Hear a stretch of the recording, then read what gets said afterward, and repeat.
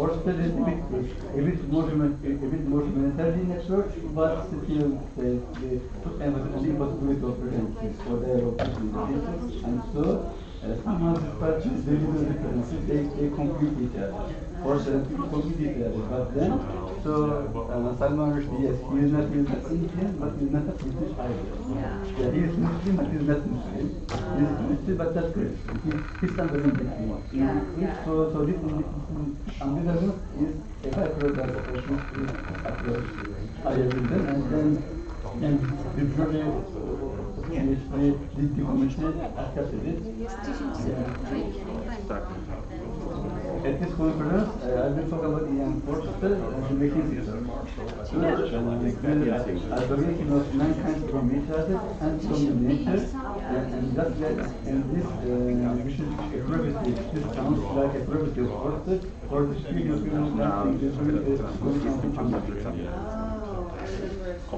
Yeah. But I think it will do.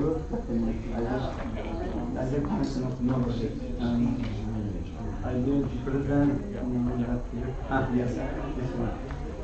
Yeah.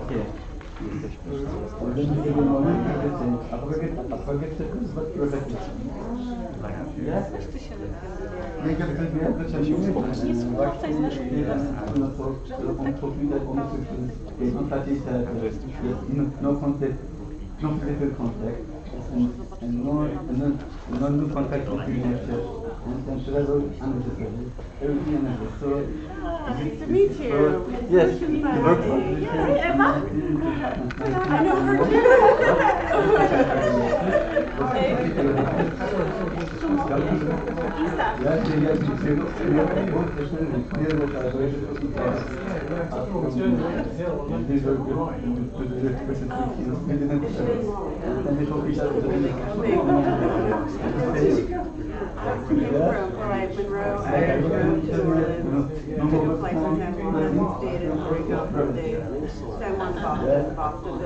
Was in London to Warsaw on the train. It's actually almost 5 hours later. I'm surprisingly alert right now. Yeah. Like being, yeah.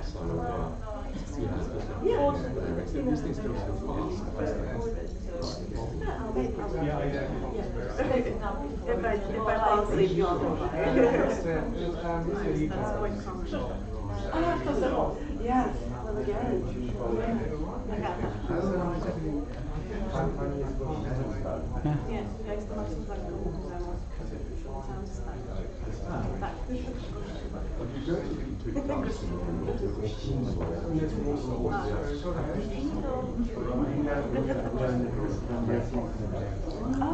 The first time you are in Poland was a little bit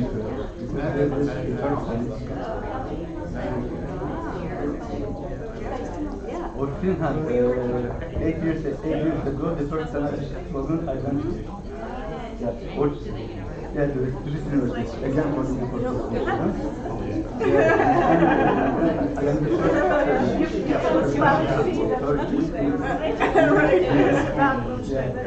At this time, I was a PhD candidate. I didn't receive my degree yet, but I was studying in from.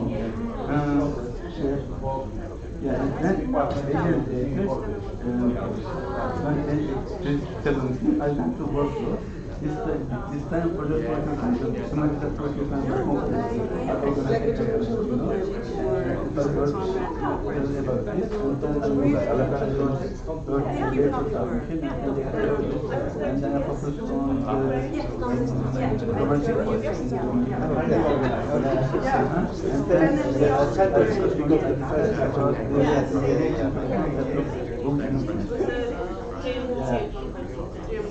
So I saw two conferences.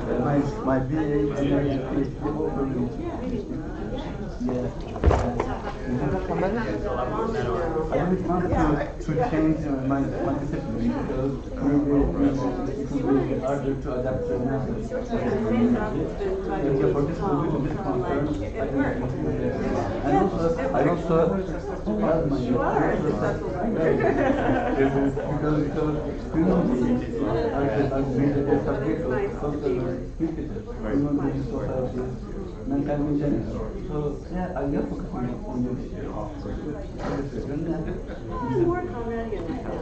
Yeah, modernist. Modernist, and you can see a postmodernist too.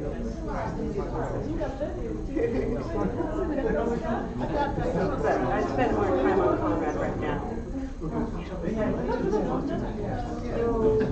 I'm not. I thought about it, and then a friend invited me to Athens. So I'm going to go to Athens for a week. I've never been to Athens. So I think it will be hot, but it's hot where I'm from. But also, I thought I published 3 articles on Conrad this year, and I'm editing the journal. I feel like I did my Conrad duty. I did enough, yeah. So I've proved my dedication. Yeah. Really? Yes. Oh, lovely. Oh, good. Lovely. So who's that then? So did you pass the creative proficiency together? Oh, you're not listening? There's proposals now. Okay. That's one. Have you been before? Is this the very first time that you are doing this in Poland? Yeah. Really? Oh, that's exciting. The first time I visited here, again, about 8 years ago. Again, for the course of monthly, and I was the first member of the society in Turkey. Yeah. And then, a year later, I traveled to Warsaw, this time for the time. That's right. They're probably the same water. Probably the same molecules. Yeah. What would you suggest for this conference? Centrally, the first lecture is pretty important, so we're going from this. Yeah, Oh, looking great. at friendship. Great. Oh, French, yeah. Okay.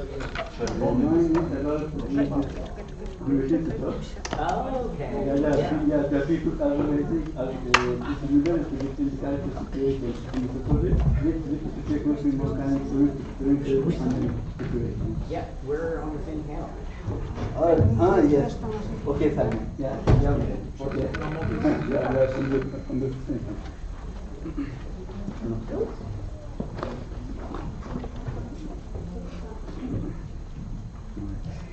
Ladies and gentlemen, welcome to Olsztyn, welcome to Poland, welcome to Forster's conference.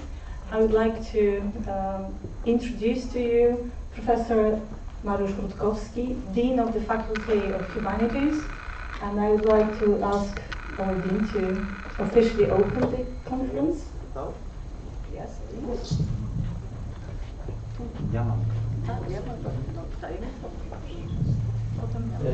Szanowni Państwo, ja w trochę innym języku. Jak dostałem zaproszenie na godzinę 10:10, to wiedziałem, że wiedziałem, że z tą konferencją jest coś nie tak, jest jakaś inna niż wszystkie.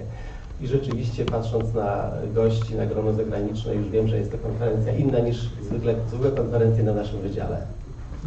Ladies and gentlemen, when I got the information that the conference starts at 10:10, I knew that something was different than usual, and now when I see you, very different faces from these that I typically see at conferences organized by our university, I see this as a very different conference.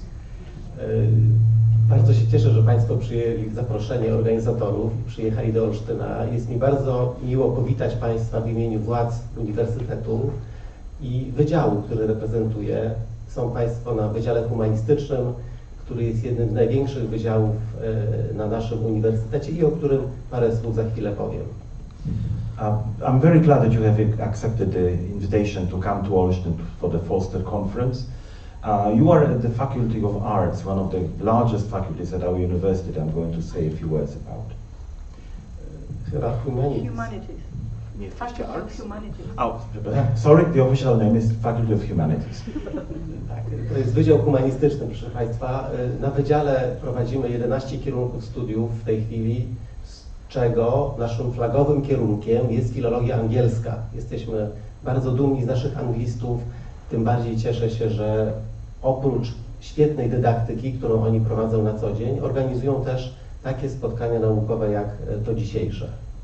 So we have 11 specialties in the Faculty of Humanities. Our flagship are the English Studies, and I'm very glad to see that the Institute of English Studies organizes such scholarly meetings as this one. Prowadzimy też badania naukowe w 5 dyscyplinach: filozofia, historia, dziennikarstwo i komunikacja, właściwie nauki o mediach, językoznawstwo i literaturoznawstwo. Wszystkie one mają polskie pełne uprawnienia akademickie. Nie wiem, jak sobie z tym tłumacz poradzi.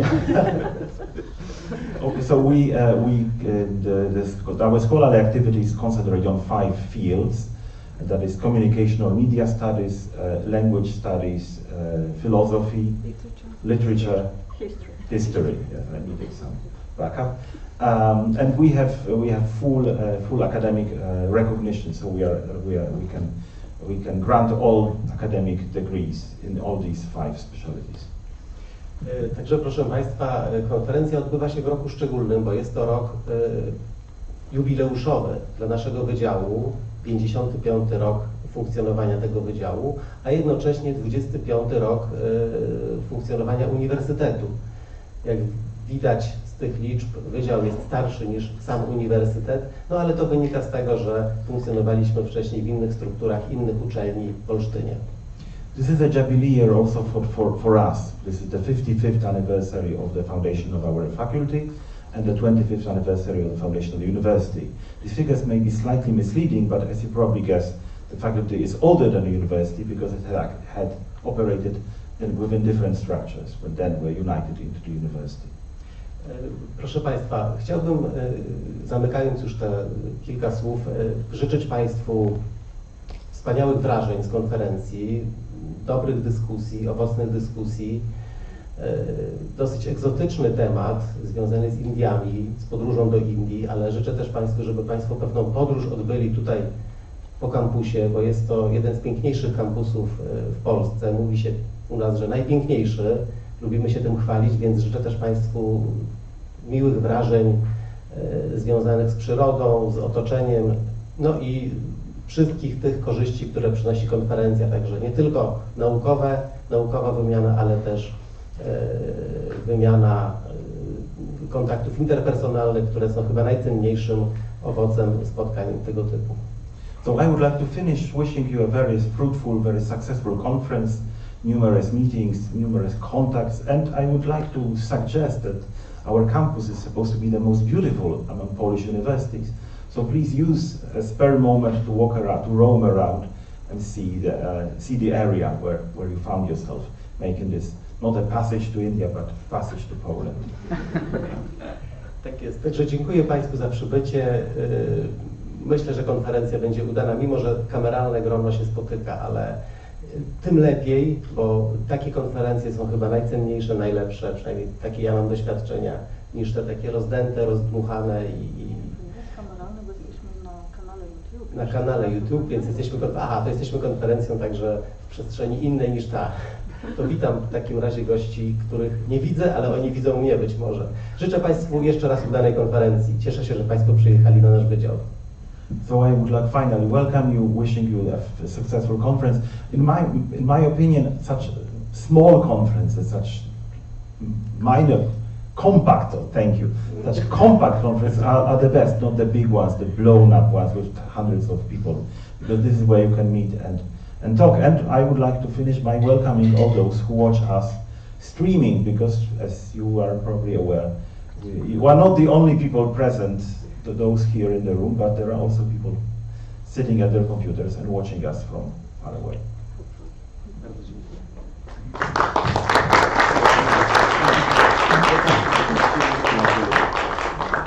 Thank you very much. Dziękuję bardzo, Panie Dziekanie.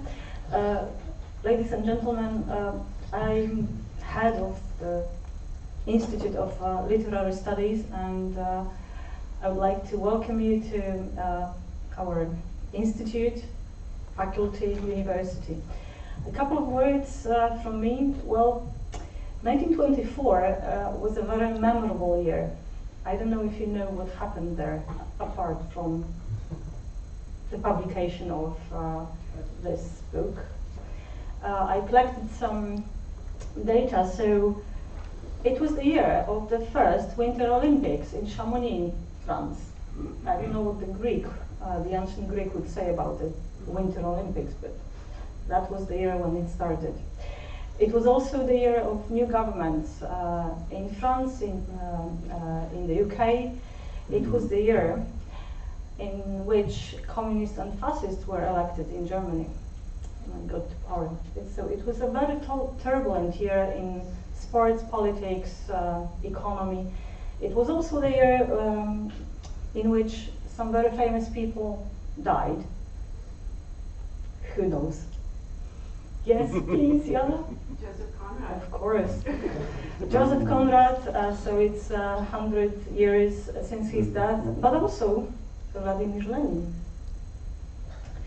And the United States President Woodrow Wilson. But it was also a year during which very famous people were born, like Marlon Brando, the future US President George Bush, but also a very famous writer Truman Capote.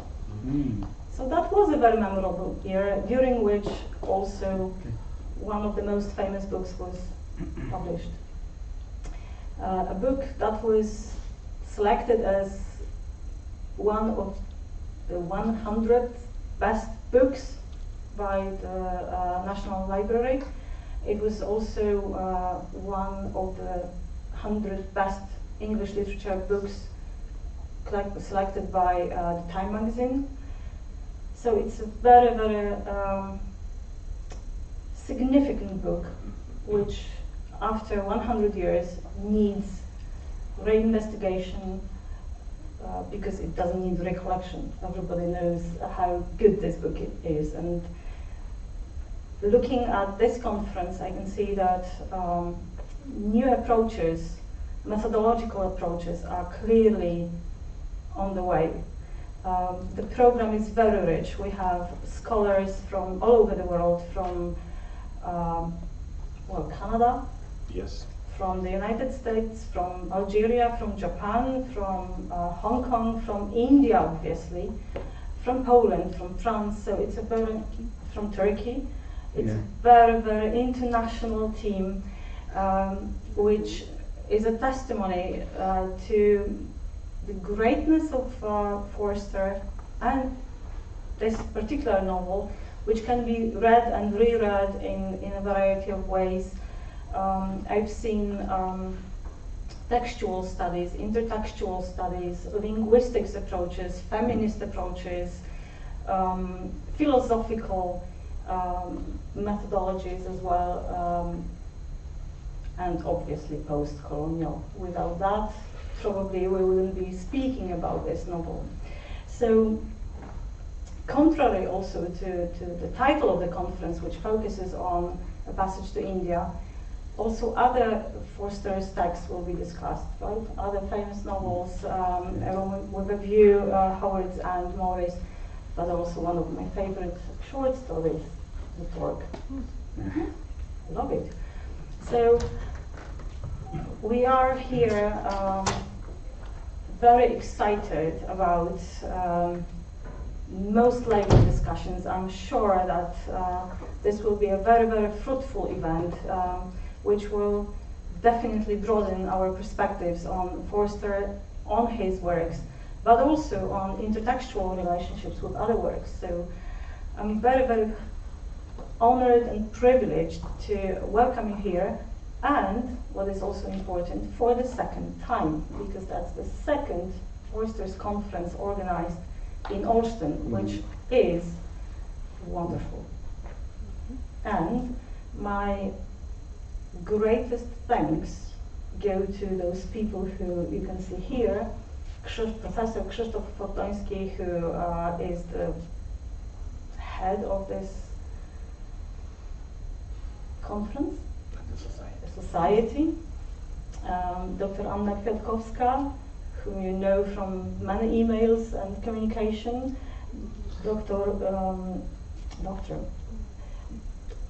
Which one? Because we because we have another person, so Eliza Gładkowska, whom you know from emails as well. Yeah. She's not here in presence, but you will see her in the other room in a second after the plenary lecture. Dr. Dominika Kotu and Dr. Dorota Gładkowska. Without those ladies, this event wouldn't have happened, so greatest thanks to them.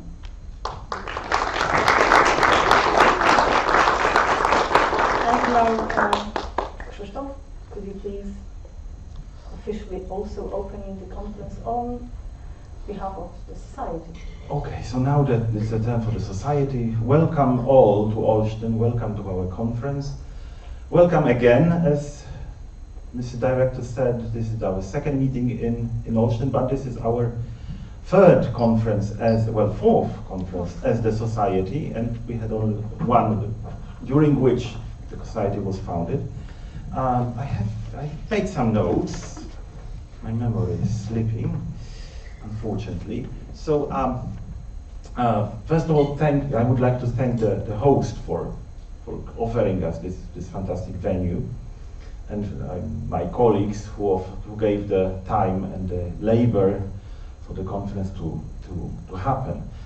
The conference was in a way provoked by another conference which took place over a decade ago at St. Andrews, the conference which celebrated the centenary of Morris. So then it became obvious that the next such opportunity will be in 2024 to celebrate Forster's last novel that he published in his lifetime.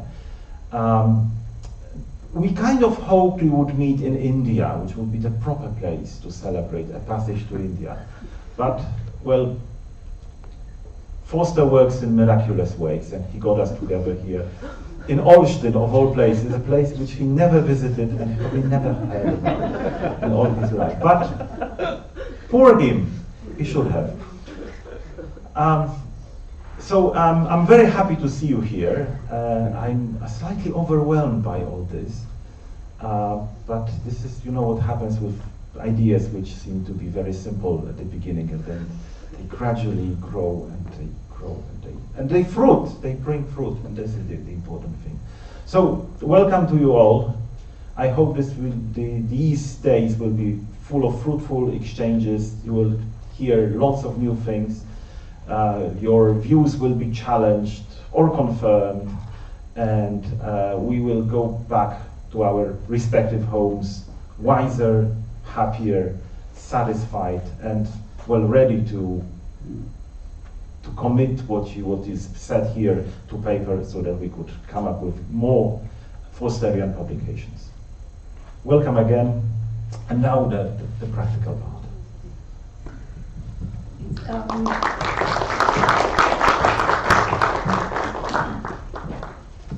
Welcome as well. As for me, I would like to say a few words about the things that will soon be important, like going to lunch and having coffees and so on. So first point on my list is a couple of them. As you already know, all sessions take part in this very room, but I just want to tell you, since the Dean is here, that food and drink are not allowed in there. So I'm afraid, so please resist the temptation of smuggling biscuits, coffees in there. Sorry, and besides we have this cable going on there, so it might be dangerous. Now lunch is next on the list and in program as well. To omit confusion and getting lost, I suggest that we all meet just outside this room after session 1 finishes, so then we can head towards the canteen together, and no one will get lost on the way. Number 3, Now, on the program you have that we have lunch and coffee, and it's correct, but coffee will be served here. So once you finish lunch, you have to come back to room 1516. This is a double room, so that's why we say 1516. There are 2 entrances, 2 doors, both will be open. It's just opposite this. Yeah, it's just opposite the Aula di Trichów, where we are right now. Session 3 today will finish earlier than in the program because of the last minute cancellation. So we will have 2 speakers instead of 3. That means we will finish like 5:30, not 6. Conference dinner. You don't have the name of the place. It will be in Kortowo, in a place by the lake called Przystań Kortowska. But how to get there, I will tell you after session 3 when we have this extra time. So then I'll just supply you with this information, the directions, right? How to get to the place. I have to turn the page, sorry. But it's within walking distance. Yeah, it's just on the campus. Yeah, the guest conference is where we ate lunch. Yes, I think this is where lunch will, where dinner was okay. during the I last remember it. conference. I remember the biggest. Okay, all right. All right, I turned the page, but there are only 2 more points on my list. PowerPoint presentations. So if you want to upload your presentation, please approach me so I can do it. Best time is the beginning of a coffee break. That's usually the best time for me to deal with that. And the last point, if you have any questions, then you can approach any person who is wearing this ID badge with blue lanyard. So yeah, this one should have as well. So please remember, she's also included in the help team. So with any queries, questions, please approach us. And I think this is all for now. So I hope we will do fine all of us, and it will be a successful conference. Thank you. I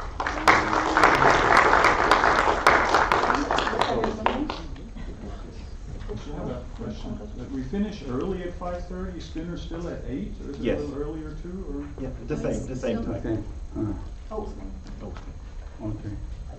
Dinner at 8 o'clock, because this cancellation was like last night, I think, so we didn't have any time to move the dinner earlier. Okay. Because it's organized especially for us in what? Oh, yeah?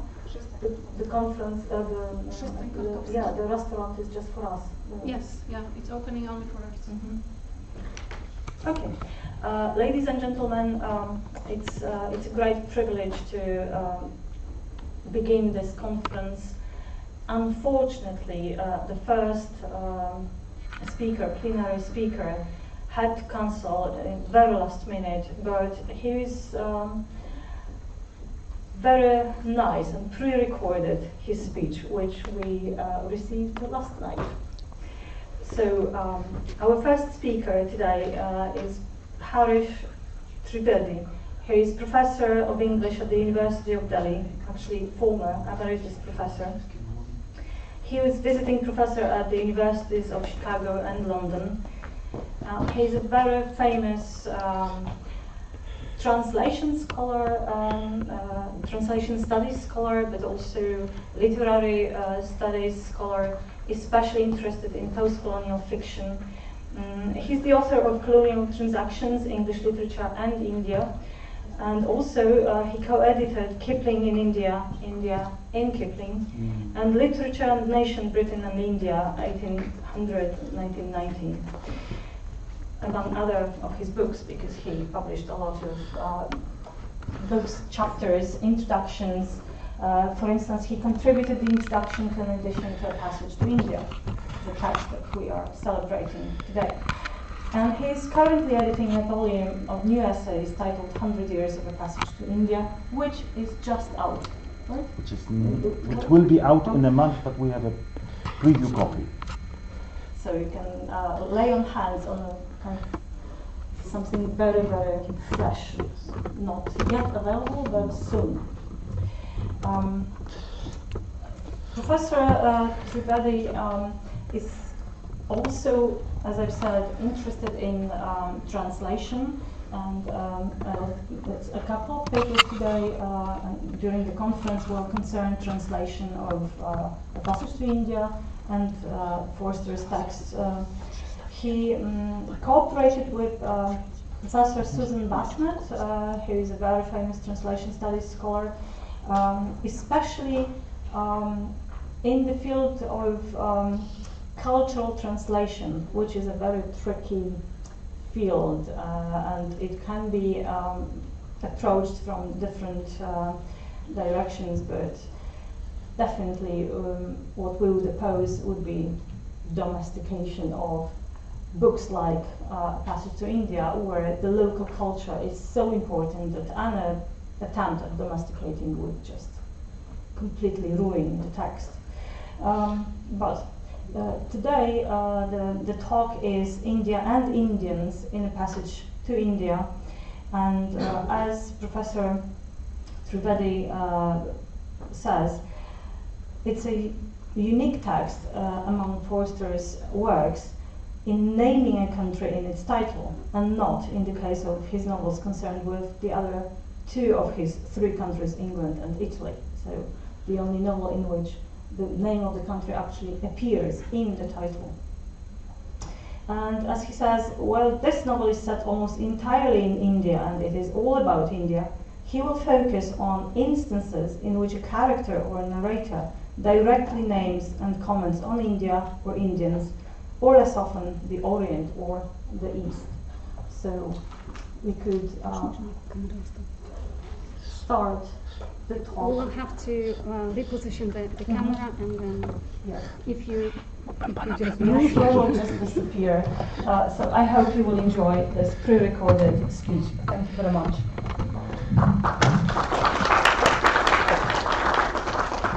Just for your information, Professor Trivedi will be with us online tomorrow during the Q&A session. So if you have questions concerning the paper or questions concerning the book, he will be happy to answer them tomorrow.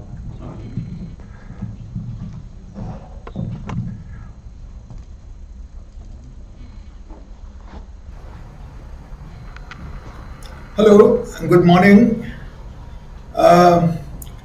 The first thing to say, I suppose, is that I'm very sorry for myself that I cannot be there with you physically. I've been advised against long distance travel for some time.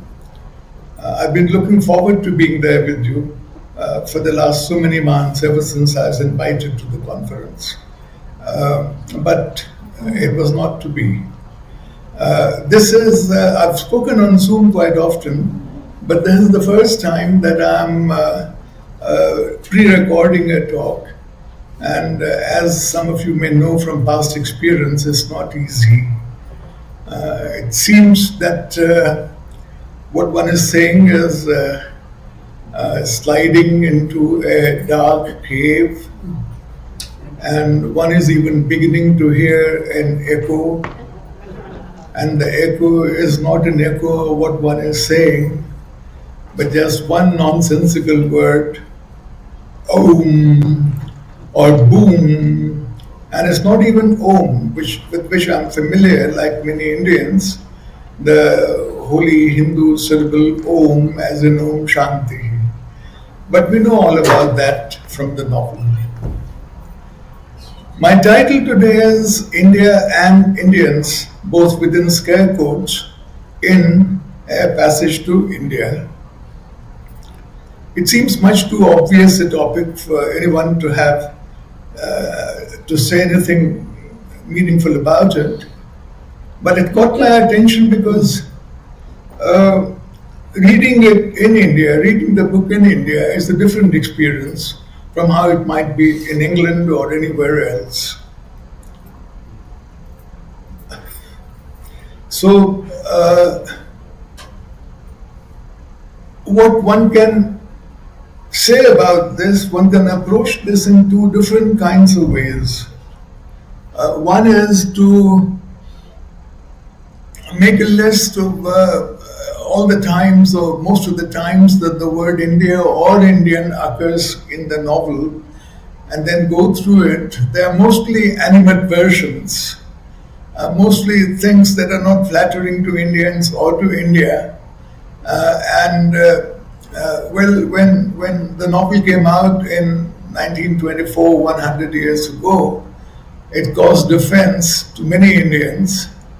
It caused offense to many Britishers as well, and that seemed to be a guarantee of how fair-minded he was, except that Foster wasn't happy with the word fair-minded.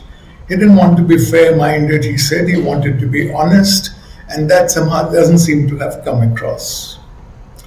But there is another way of talking about India and Indians in A Passage to India, which is in terms of larger configurations.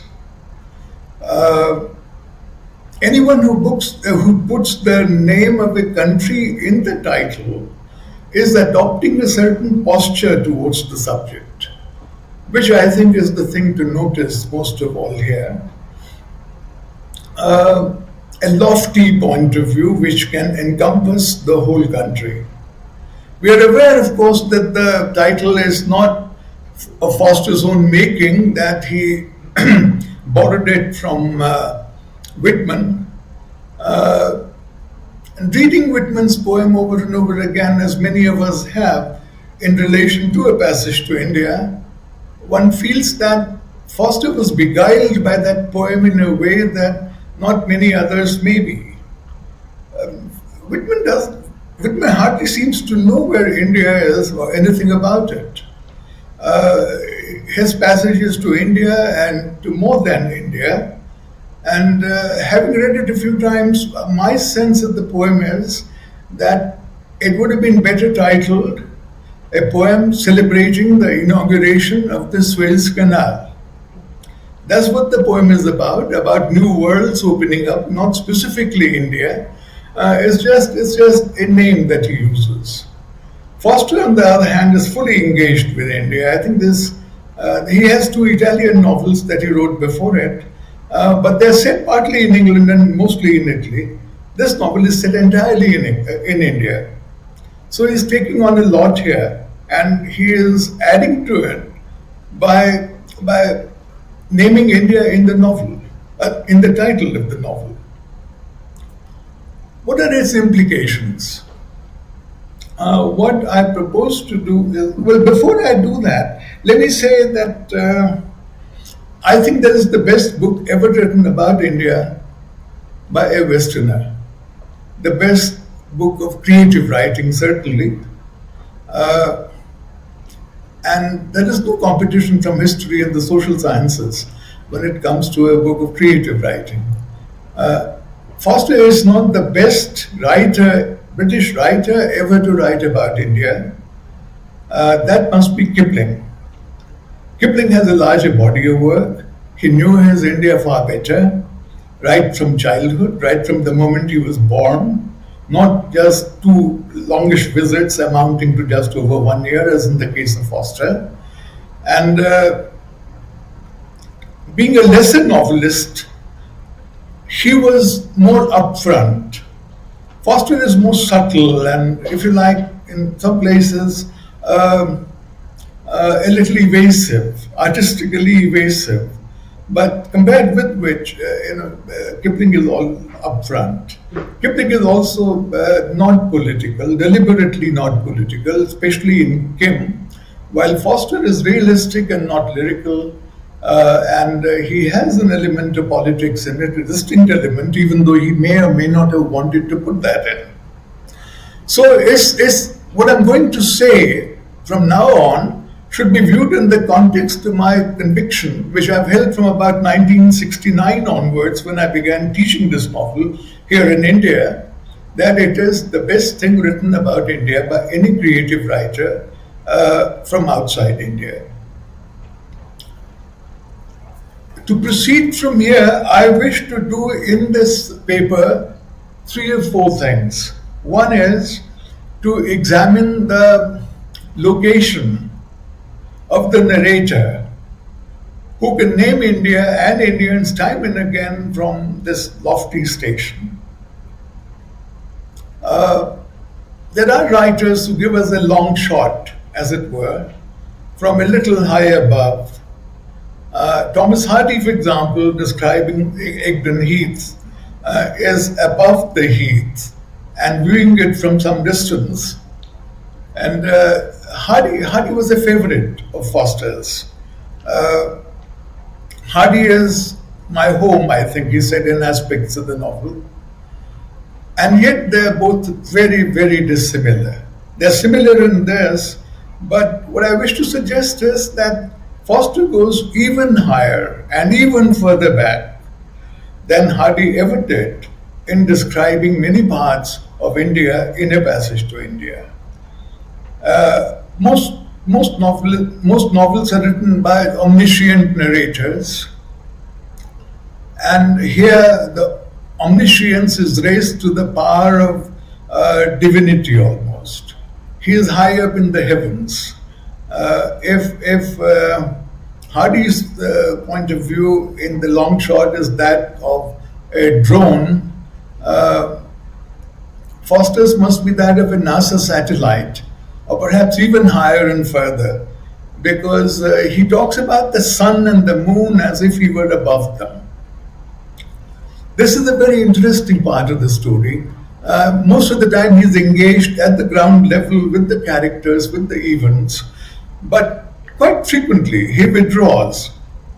He goes further back and he goes to his lofty station, and then he makes some reflections. One sure sign of this is to look at the short chapters, the chapters that fill just 1 page or 2 pages. There he is really being lofty in this physical sense at least, if not also in a metaphorical sense. Apart from some incidental quotations, as it were, that I will offer about what he says about India and Indians, I wish to discuss 4 larger issues that arise. That's too easy. If we begin going over the passages where Foster says Indians are never punctual, it's true. I think it's largely true. In India, it's a mark of civility not to be exactly punctual.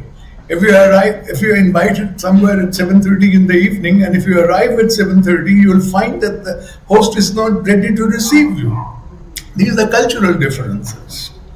That we lie all the time. Yes, of course we lie all the time, because the Western idea of truth is so narrow and so literal that it had best be modified. That we are disorganized all the time. Yes, true again. And that we are ineffectual, therefore, and we are emotional, and to the extent of being sentimental, that we are passionate, and as in the case of Godbole, we are inscrutable. Well, any Indian could return all these compliments by using opposite words with regard to other nationalities, particularly the British. I've lived in Britain for many years, more years than Foster lived in India, and it's a very amusing game both ways. But to appreciate the relativity of cultural terms is, I think, very necessary. Foster does and he does not. I think he is causing a kind of a comic effect part of the time to amuse his British readers. That was his primary readership. If Indians also read it, that was entirely incidental to his purpose. Besides all these remarks, as I said, the 4 larger issues that I wish to raise and discuss as I go along here are, first,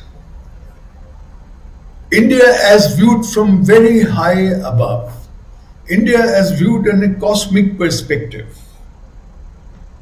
This is what Foster does, especially as I said in the short chapters, is part of his narratorial frame, and therefore very much a part of his intent to view India not only, as I said, on the ground level, but at a level that is not accessible to most of us who do not, as I said, take omniscience to a higher level. The second question that I wish to ask, that I wish to discuss is the one raised by Adela right in the beginning of the novel. Is there such a thing as real India? And how does one go about discovering it and finding it?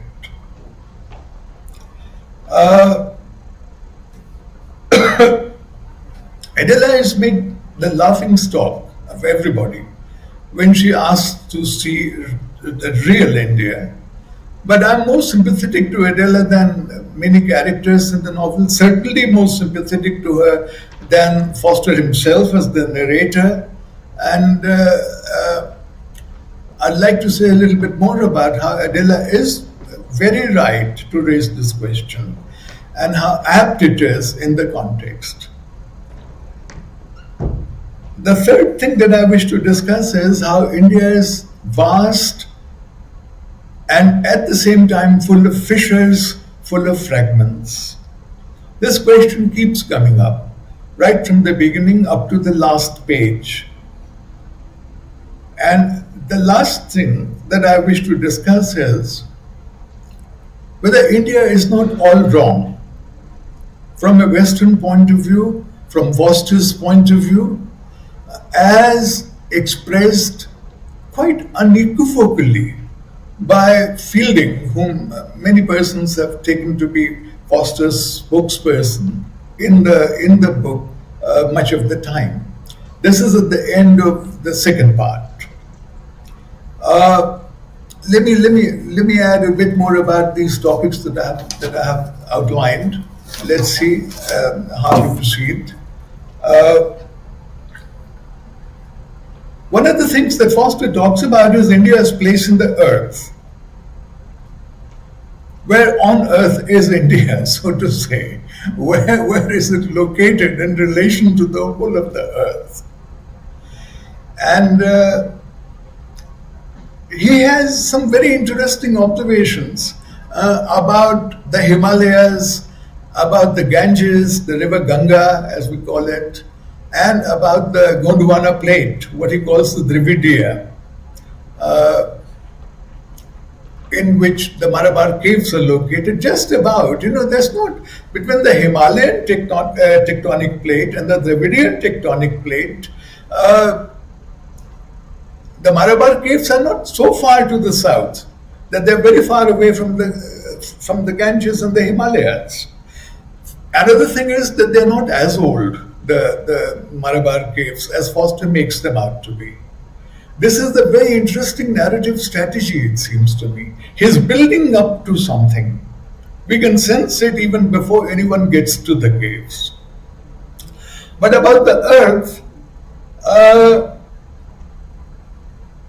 a passage I'd like to quote is from the description of the Malabar caves. The high place of Dravidia has been land since land began, almost pre-Diluvian or just post-Diluvian.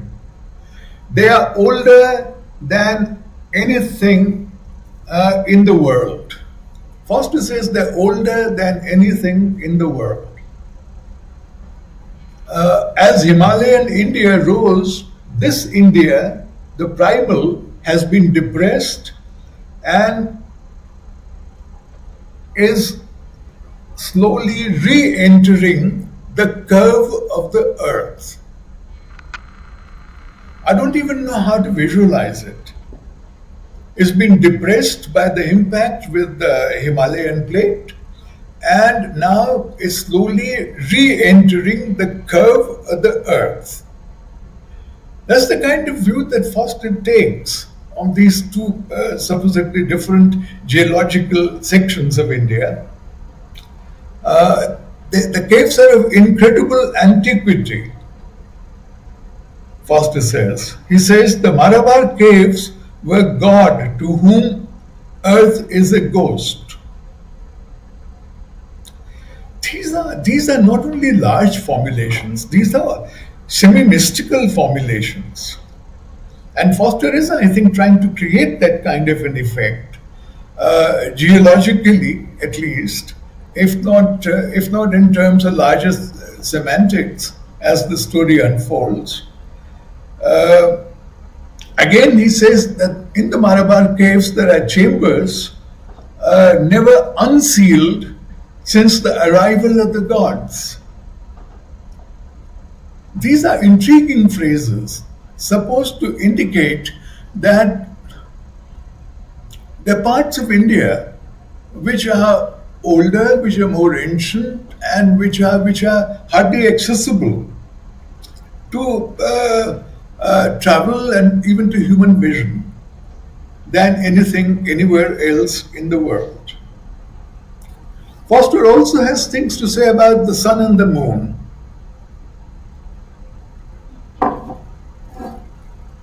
The moon occurs pretty early in the novel. It's seen in a channel of the river Ganges by Mrs. Moore, and she likes it. And is seen, of course, shining over the mosque. And the next night she can't see it because the moon is going to rise later. And she begins to wonder about the moon, Mrs. Moore, and she says, "Let me think. We don't see the other side of the moon out here, no? We don't see the other side of the moon out here. That's as far out as India is." And there is an answer given to this by what Foster identifies as a pleasant voice without any further identification except to say that this person is never seen in the novel again.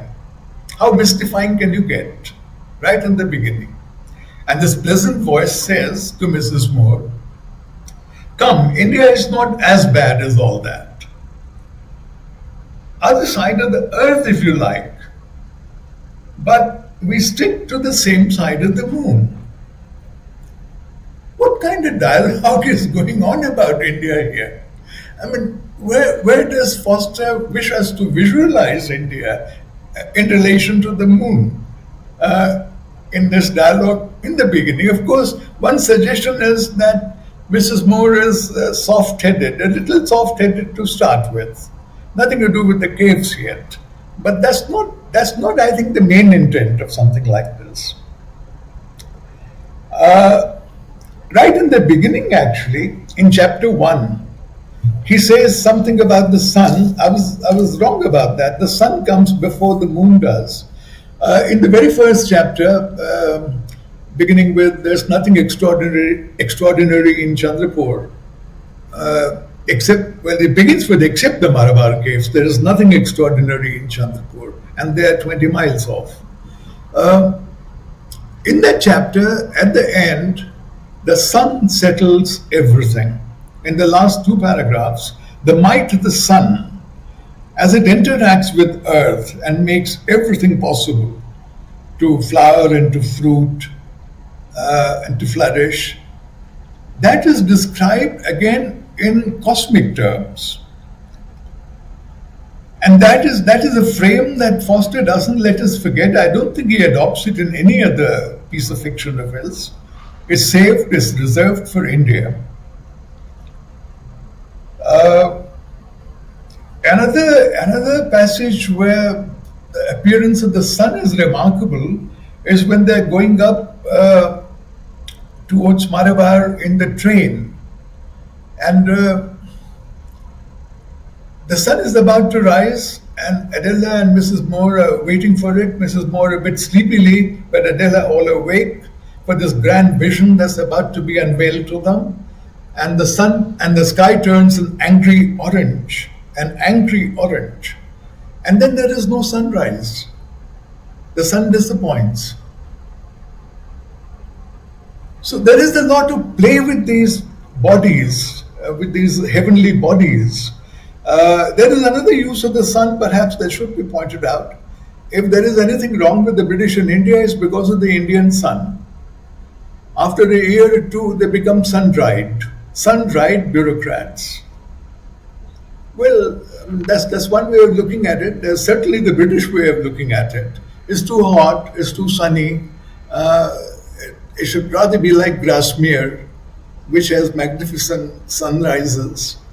Grasmere is actually evoked in this passage by contrast, and Foster is mocking Adela and Mrs. Moore for remembering Grasmere incongruously right next to the Malabar caves. But still, it's evoked as a measuring rod that many British employed when they were in India, naturally perhaps. Another thing about the caves that Foster talks about is that they're out of all shape and proportion. Proportion is important in this novel because it's lacking in most places.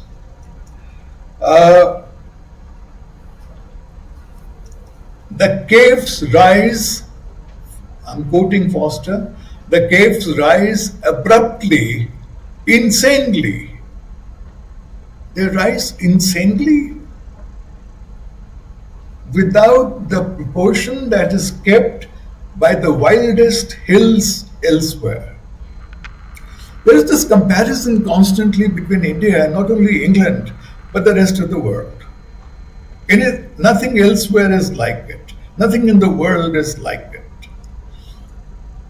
I wonder what Foster had in mind originally when he was writing these passages about the event to happen in the caves, because it obviously doesn't measure up to this build-up. That's the feeling that I get, and some other readers may get as well, that I don't think it's a calculated anticlimax.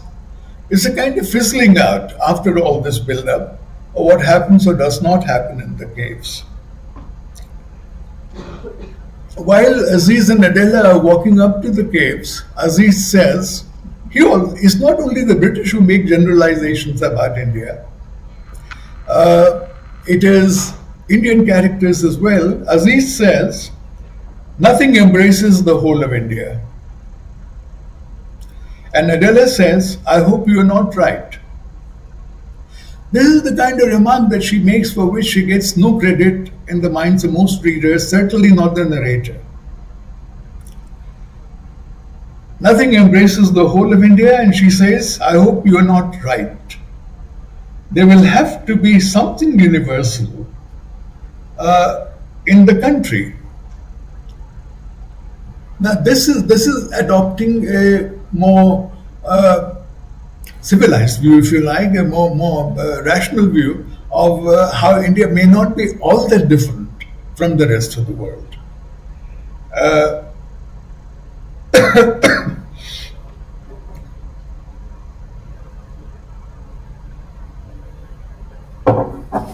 Things are old and wild in the country, in totally out of all proportion, as not to be seen anywhere else in the world. About some general observations about India, one or two that I like especially are, Indians know if they are liked. Wonder of wonders, Indians know if they are liked. Even dogs know if they are liked. Who does not know if they are liked, except perhaps the British? They need to be told in so many words. That seems to be the contrast here. If you don't tell them, they wouldn't know. Indians collapse miserably. As soon as the British let them alone, they collapse. This is, of course, the fiction that sustained British rule. It justified British rule in India, that if the British ever, in their folly, were to grant India independence, India would immediately and subtly collapse. Away from us, Indians go to seed. Well, I suppose so. The last 77 years of independence have shown some history of a non-British kind to the world. Another generalization that I like about India is, no bird has a sense of the interior. Birds keep flying in and out of houses. How ridiculous, how absurd are birds. It's because the windows and the doors are open much of the time in India, as they are not in Britain. I mean, last year I happened to photograph a bird sitting on top of the microwave oven in my kitchen. She was wondering how to go out. And she somehow entered and she was looking around, and I opened some more doors and windows to help her. There are animals coexisting, walking together in the same streets with humans all the time, and even in the biggest cities.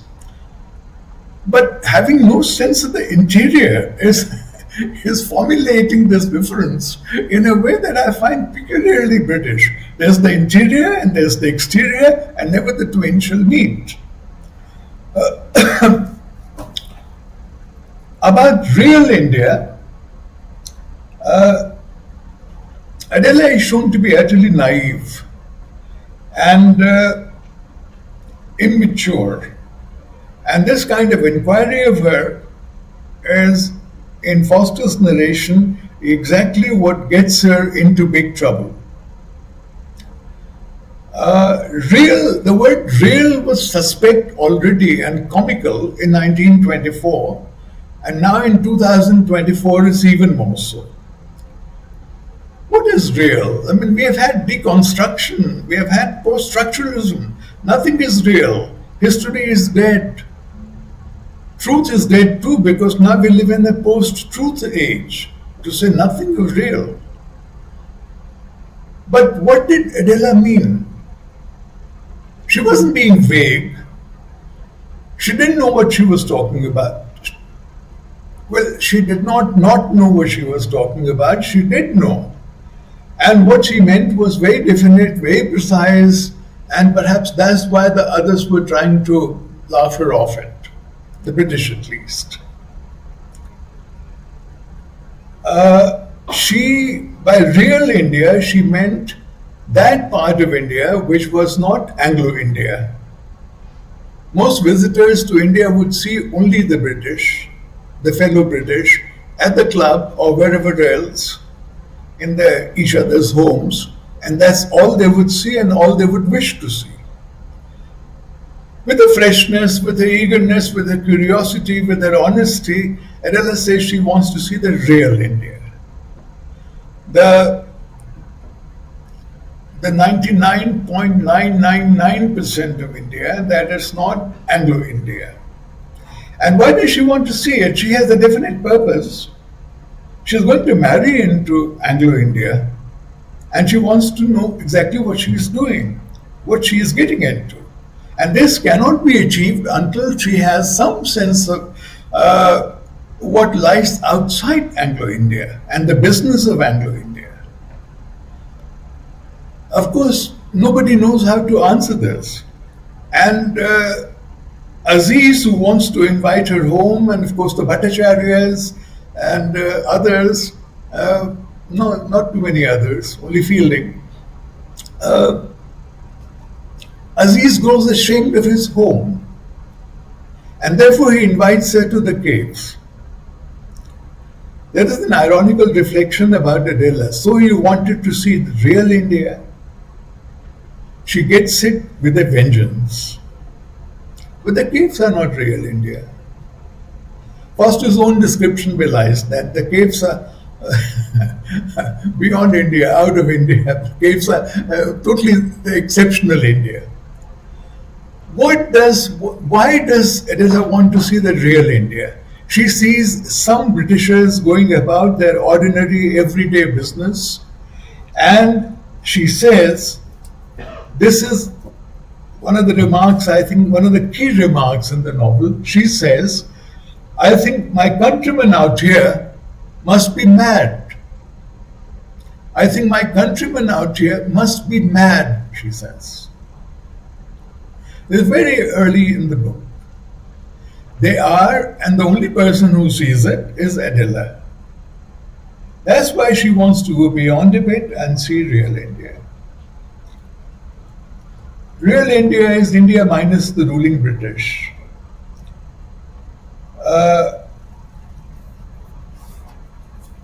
That, I think, is my understanding of what is meant by that misunderstood phrase, which is used to run down Adela. About the vastness and the fishes in the land, which is the which is one of the three or four points that I wanted to talk about. A phrase that's used is the mind can't get hold of such a country. Can the mind get hold of all of England? Can the mind get hold of all of Italy? The mind cannot. I think the tension in a remark like this, behind a remark like this, is the British have power, but they don't have knowledge, and they're aware of it, and they want to get hold of the. They want to get hold of the country in their minds as they have in the physical world out there through brute force. And it's not happening. The mind cannot get hold of it in the way that the military might has got hold of it. So a number of these sentences seem to have large subtexts. On the other hand, Aziz says, India has always been one and will be Muslim. A few slack and flabby Hindus have ruled before them, and now they're the passing British who will soon go, and India will always be Muslim. On this, actually, the diversity and the vastness and the fissures, there's obviously a fissure that he's enunciating. Foster, writing in 1924 or 1923,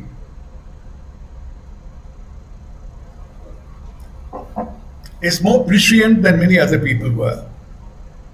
Those who demanded Pakistan from 1930 onwards, in 1924 there was no demand for Pakistan. It began in 1930 with Muhammad Iqbal's speech at the All India Muslim League in Allahabad. Jinnah came in later, from 1940, from about 1940 it really picked up. What were they saying? Jinnah was saying exactly the same thing. He was saying for 800 years we have ruled India. When the British leave, we don't want to be ruled by those whom we have ruled for so long. That was the demand. For Muslim rulers, India had always been one, Muslim. And that is what Aziz is echoing.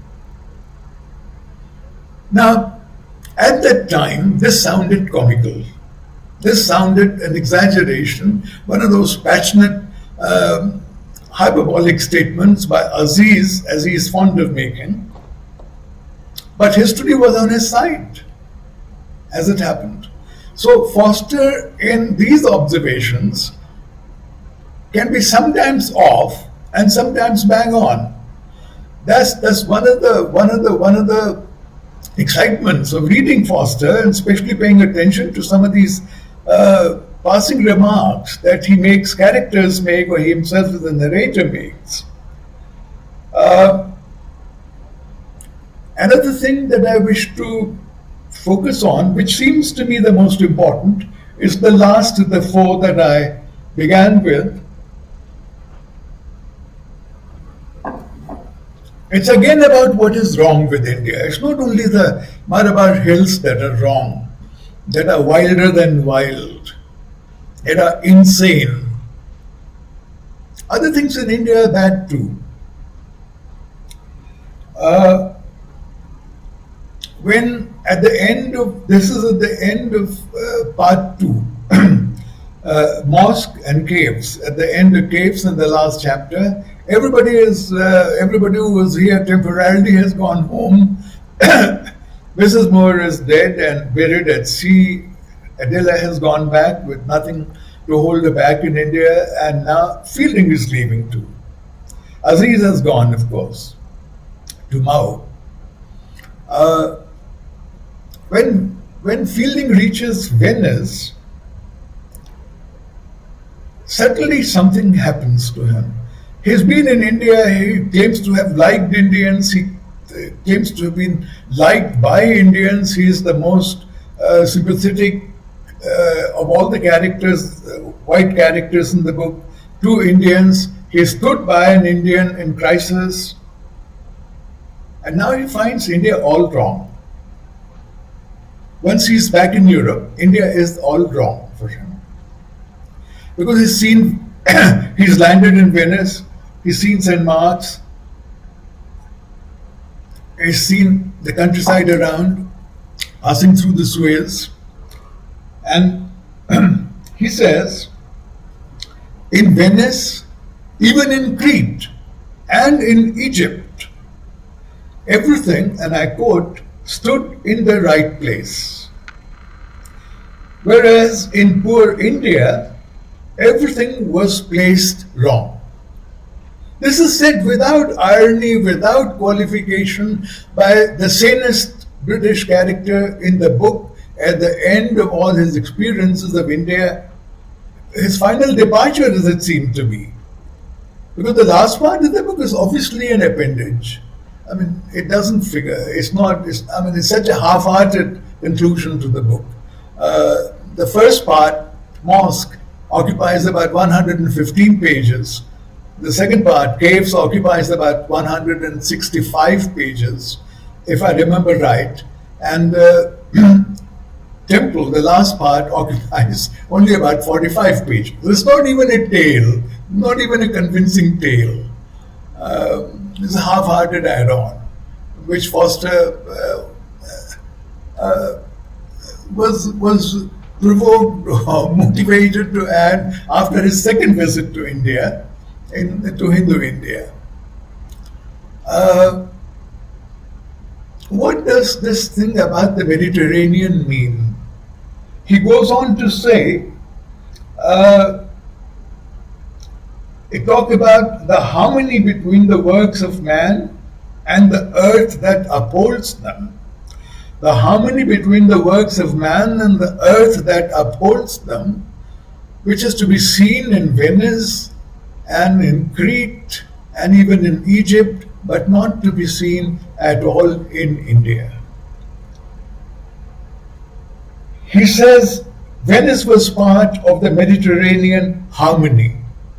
I quote this, Venice was part of the Mediterranean harmony. And the next sentence is, the Mediterranean is the human norm. My title is India and Indians, or Indians in India in a Passage to India. As an Indian who's very fond of A Passage to India and a Foster altogether, if I were to take offense at any one statement in the novel, it would be this. The Mediterranean is the human norm. Where is Foster coming from? Doesn't he know how limited and narrow and chauvinistic a view this is? No, he doesn't. He does not undercut feeling here at all. He says his Indian friends will never know what this harmony is, and this will be a permanent barrier between him and his Indian friends who do not know this different aesthetics, this different norm. It's the final departure, it's a final dismissal of his Indian experience. What is the Mediterranean norm? I looked it up on Google. I thought it must be a time-honored phrase which Foster is evoking here. So little do we know in India about these things. And it said there is a Mediterranean diet, there are similar Mediterranean delights, but there is no such thing as a Mediterranean norm. Foster invented the phrase, it seems. Please correct me if that's not so, which makes it even worse. He's not parroting something like A Passage to India, the title, he's inventing it. As I said, where does this idea come from? This idea is not even the British norm, it's the Mediterranean norm. Obviously, it comes from the classics. It comes from the kind of education that people like Foster have had for many generations. It comes from Cambridge. It comes from humanism. It comes from liberalism. The kind of liberal humanism that became the cloak for imperialism. That's the kind of configuration of ideas and concepts and preconceptions that, to my mind, is the bedrock from which the Mediterranean norm arises. I do not find it discussed in earlier criticism of Foster. Do again please point me to some places, except for Muhammad Shaheen, who's not an Indian, who's not an Indian Muslim. He taught in Jordan, I think, and he's from those parts of the world. I don't know exactly where. Muhammad Shaheen, in his book about I.E.M.F. and the politics of imperialism, actually does talk about the Mediterranean norm. And he's just about the only one. This phrase has flown under the radar, as it were. And it is, I think, something right at the center of Foster's mental makeup. When he set 2 novels of his in Italy, it was fun and games. It was British young women discovering love, which they could not have discovered, presumably in the English suburbia, and coming and getting into all kinds of trouble. That is all, as I said, comedy, comic irony with which that's treated. In India, a serious objection is being made, as it were, to the very idea of India as being different, as being a departure from the Mediterranean norm. And it comes from, what is interesting is that it's not even British. It's British only by derivation, it's British only by adoption, this idea. The cradle of civilization, as if there were only one civilization in the whole world, Greece and Rome, they are what lies behind it. And this idea until the 1910s was, I think, a fairly undisputed idea and was the basis of universalism and humanism. All these derived from the same source. This I think is the biggest limitation of the vision that Foster offers of India in this novel.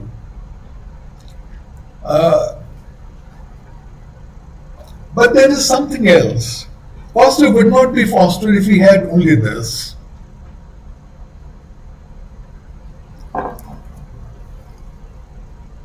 The other thing that he has is, he has a sense of the poetic, he has a sense of the unseen, he has a sense of the cosmic, as I've tried to point out. So there is that too. There is a margin. There's an early piece of his called Hassan in England, again quoted by Shaheen, in which he says something else. He's not all for proportion, he's not all for harmony as conceived in European terms. He has room for disorder, such as to be found in plenty in India, the Oriental confusion and chaos. This Hassan in England, this piece Hassan in England, has again for its model Masood, whom we just got to know. Incidentally, there has been scholarship to point out that not all of Aziz derives from Masood, but it still can't take away from the fact that very large and substantial part, the essence of Aziz, derived from Masood. And when Foster sent Masood the manuscript for him to make corrections in matters of Indian detail, such as the court proceedings, Masood was a lawyer, Masood read the book and he wrote back to Foster, "It is magnificent. Don't change a word." If it were not Masood, but Aziz as painted by Foster, he would have torn up the manuscript and he would have gone to have a real showdown with Foster. But Masood Masud trumps Foster. If Foster was Cambridge, Masud was Oxford. And Masud was the Indian aristocracy, intellectual aristocracy at least. It is magnificent. Knowing full well that he had not been well done by, India had not been well done by, and that Foster could not do any better, knowing that too. But Foster could have done better, because in Hassan in England, he has a passage which I'll quote coming towards the end of this. Those who make mistakes is Foster. Those who make mistakes, those who render unto God the things that are Caesar's, and unto Caesar the things that are God's, are really the salt of the world. He does not say the salt of the earth. I'm not reading wrong. The salt of the world. So there is room for disorder of that kind, cosmic disorder if you like. Caesar and God both are involved. Foster has that, and it allows that some play in A Passage to India. The biggest achievement of A Passage to India, it seems to me, is the phrase that's been overquoted, grossly overrated. To use that again, only connect the prose with the passion. Only connect means somebody else should do that. Foster is not going to do that, or is not able to do that. Foster tries though. Foster tries in this novel, not in I.E.M.F.S, where other things are involved, other issues are in focus, but in A Passage to India, he tries, what does he try to connect? He tries to connect the Indians with the British. He tries to connect dry order and authority with emotion, with spontaneity,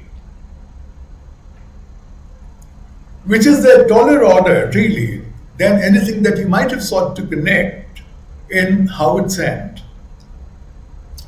So he has three endings in A Passage to India. One is bleak, the other is slightly less bleak, and the third is happy. And guess which one he goes for?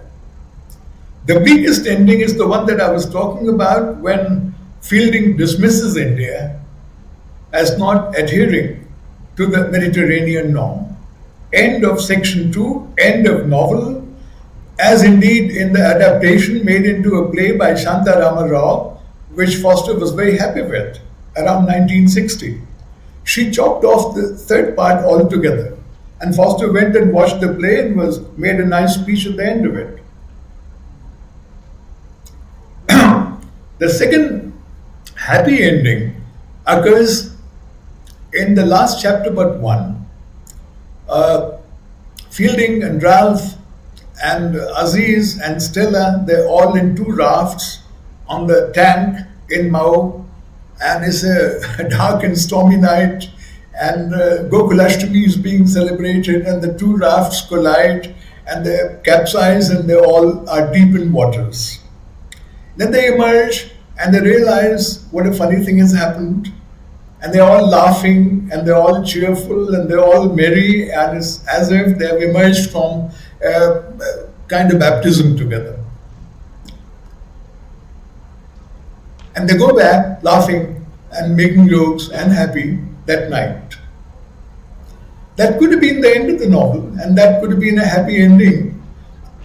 Foster was not the kind of man who temperamentally liked happy endings, but in fiction he could have tolerated a happy ending, I thought, in this novel, if he had to bring in the third section at all. But then there's the morning after, and that's the ending.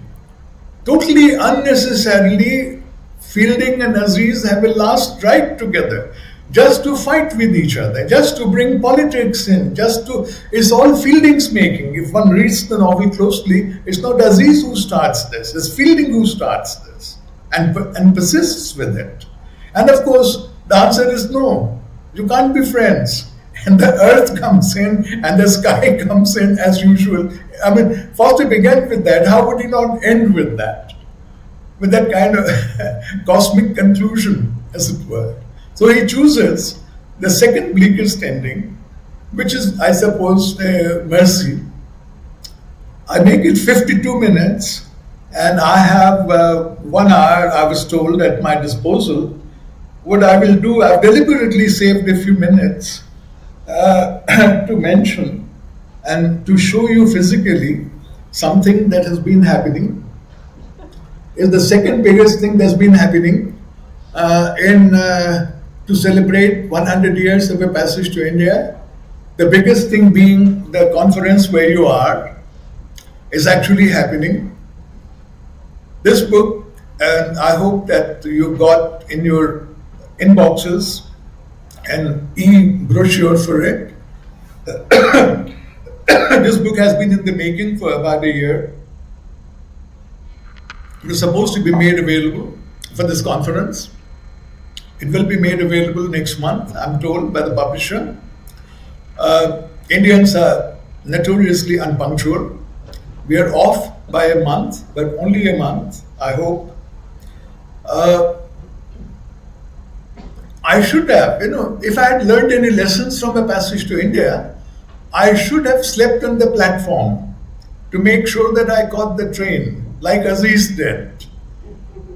But I was happy to be God Bole, and therefore God Bole wasn't busy doing puja as a joke.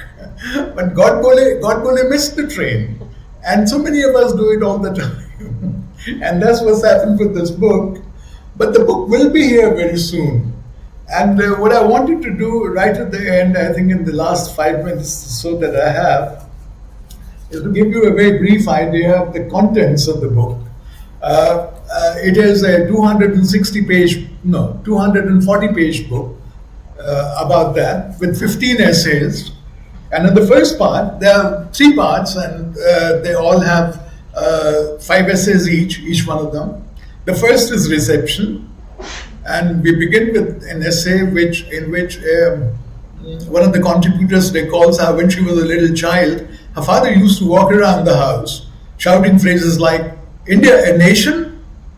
What an apotheosis." What an apotheosis. Sorry, I got it wrong. The father did not, the child did not, the child got it right.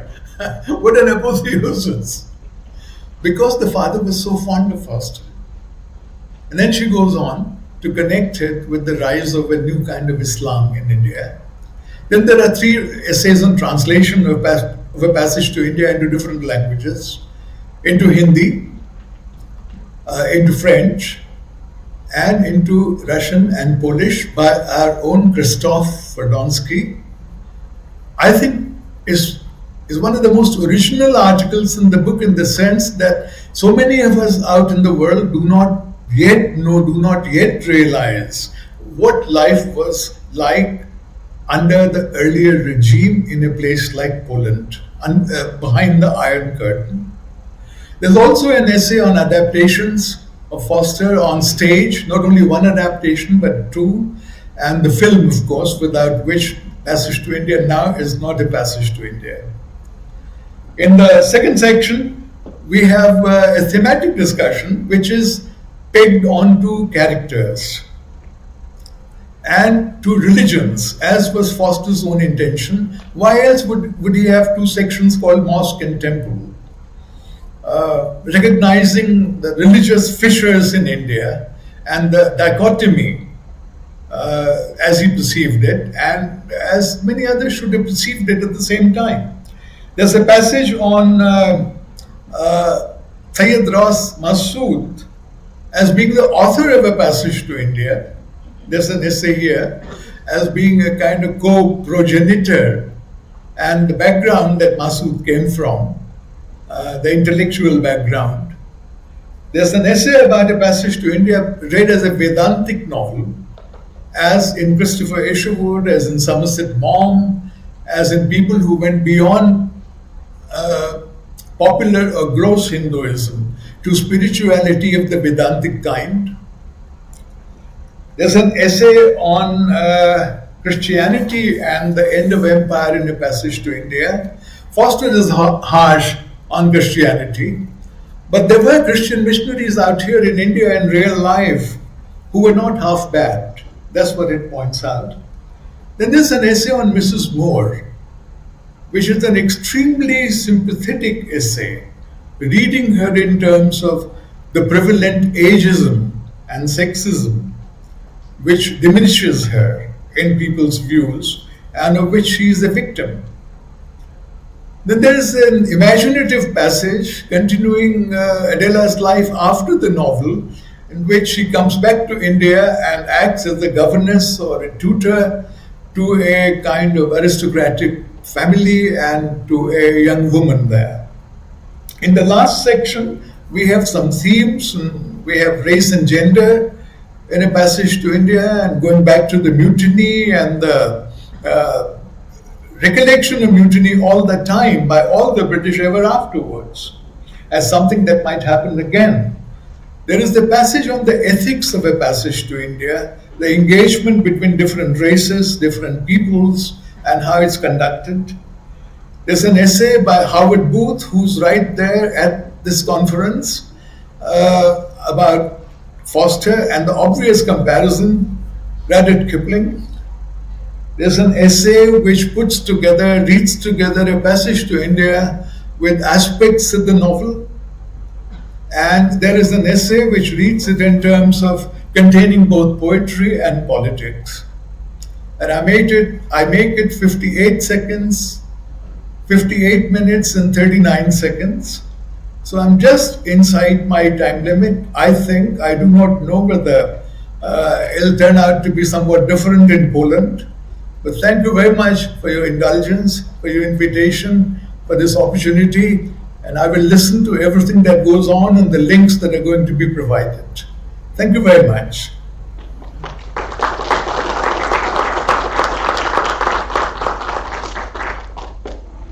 Well, I wish I could thank Professor in person, but it's impossible. So virtually, thank you very much for this wonderful talk. Yeah. I hope everybody